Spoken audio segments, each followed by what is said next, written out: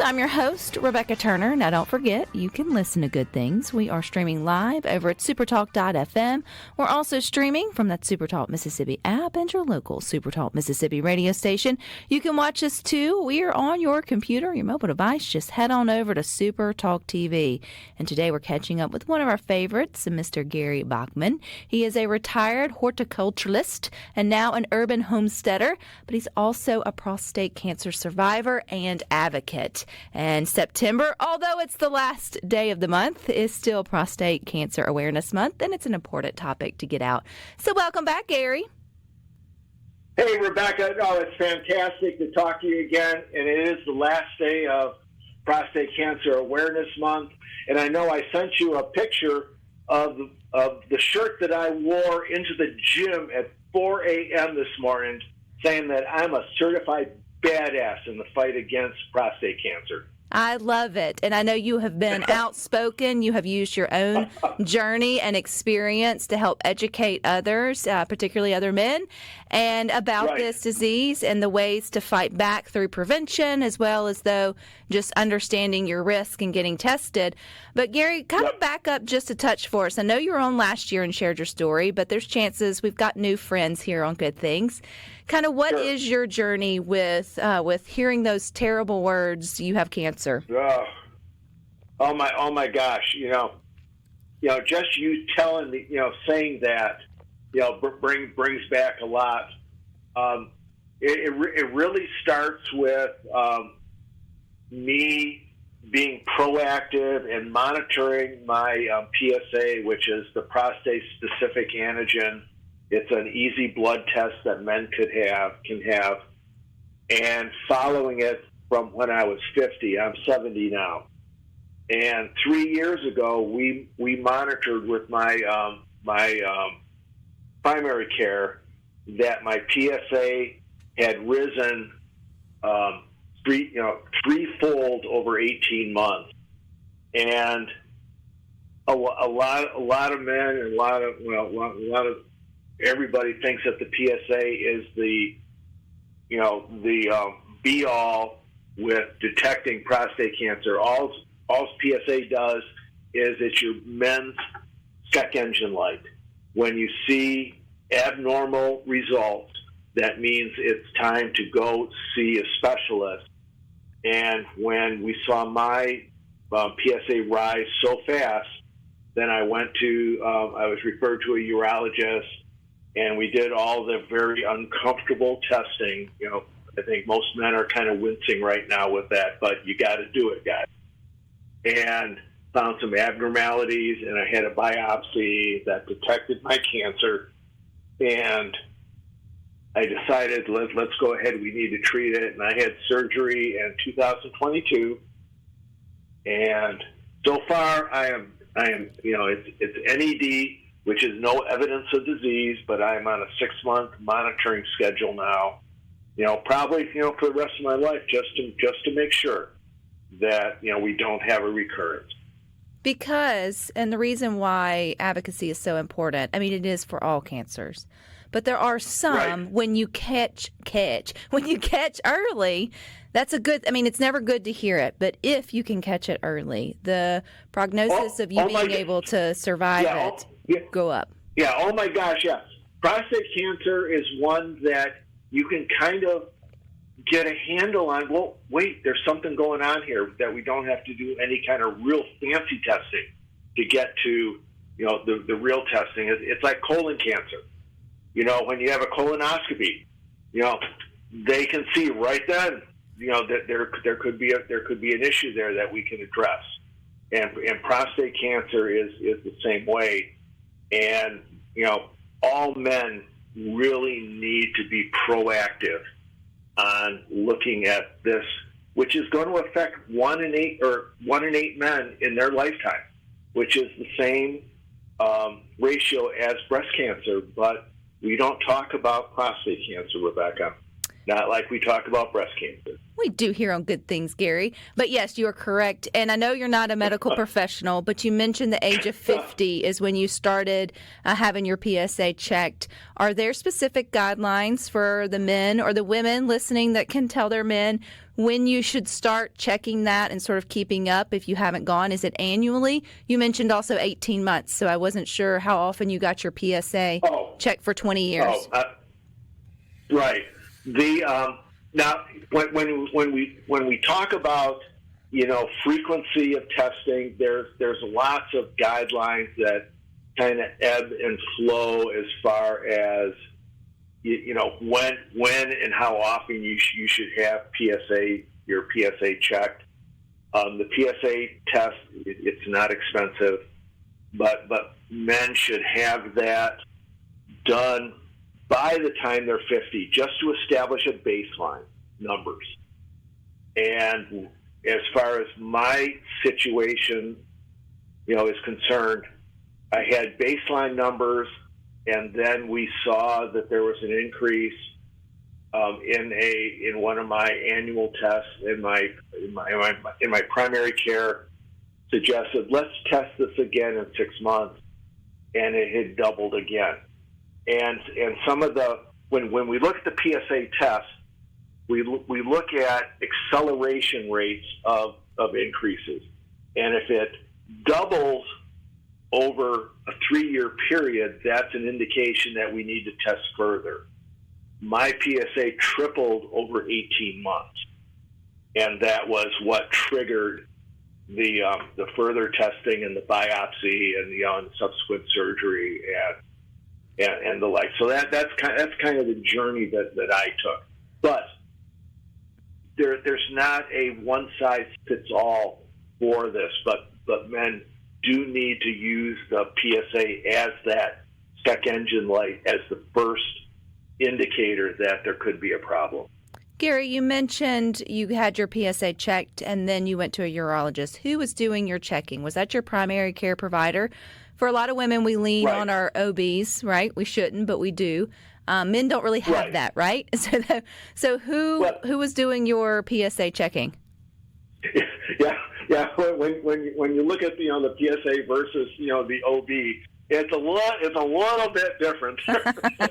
Yes. But the PSA is strictly a blood test, and that's looking for that prostate specific antigen in your blood work, which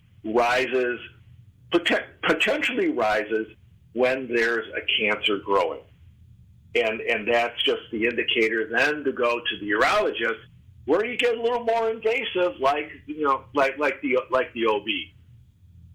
When we do that, and men, kind of shudder when I talk to men about it. It's like, you need a DRE, which is a digital rectal exam. Sorry, but you need to do it. Not on my bingo card for today, Gary, for words used on good things. but it's a test where the urologist can actually feel abnormalities in the prostate, and it's a it's kind of like a little test, but it's a test that can really say, yeah, you got something going on, guy. We need to look at this a little further. What I'm hearing you say, though, Gary, too, is for all the men listening to Good Things, but also the women that love them, having that annual wellness exam, or at least every other year wellness exam, where you get the blood work that checks not only your PSA, but your cholesterol, your blood pressure, all those things. Yep. Is something easy we should do, even though men do particularly tend to put that off. What is your response from men in your life, Gary, when you start, probing around, pun intended, but not intended, should I say, about encouraging them to go? Are they listening to you? Have you seen an increase in your circle getting tested and taking care of themselves? I would like to think that I am making a impact. I've been more vocal on social media over the last 3 years since I've started down this journey. And I have to tell you, I had my first tattoo done last year. And my oldest daughter took me to her tattoo artist. And what I had done was a prostate cancer ribbon on my right hand.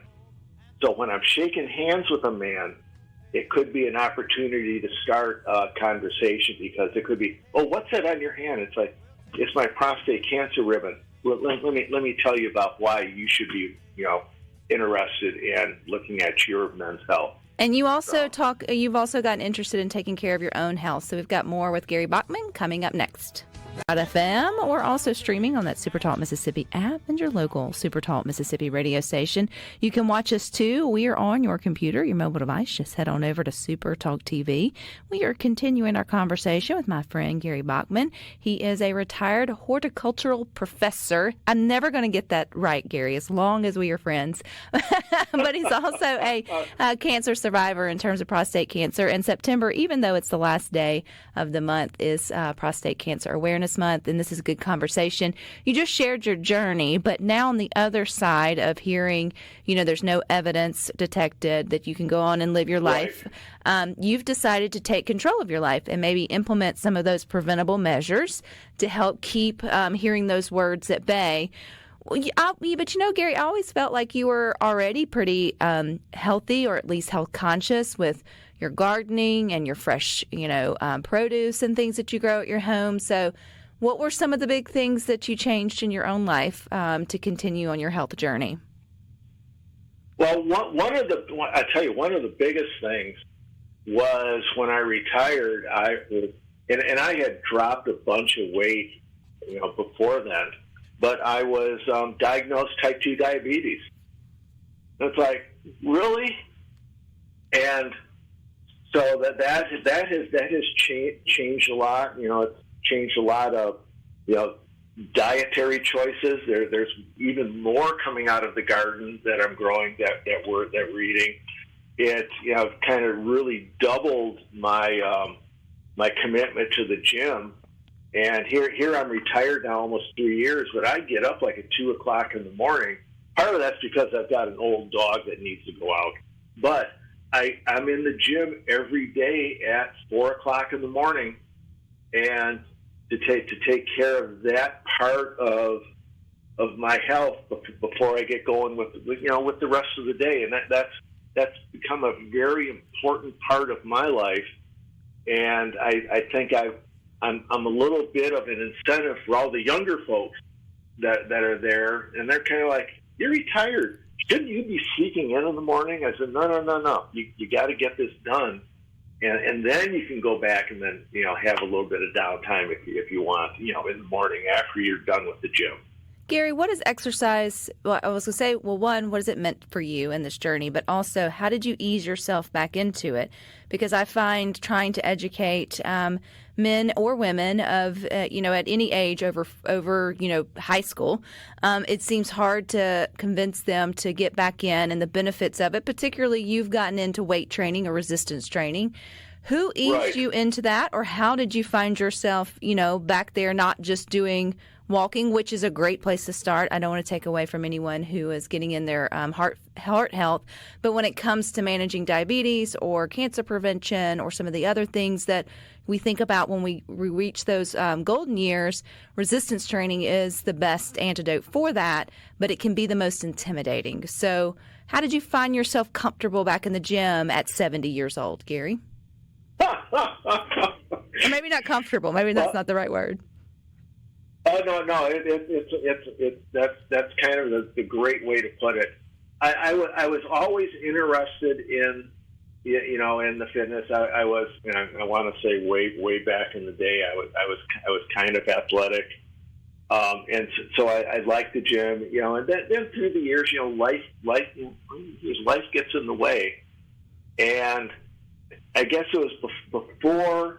The COVID fiasco that we went through, I had started back to the gym and started a little bit of weight training, a little bit of fitness, and I think after COVID and after I retired, then I just said, look, I'm going to go to the gym.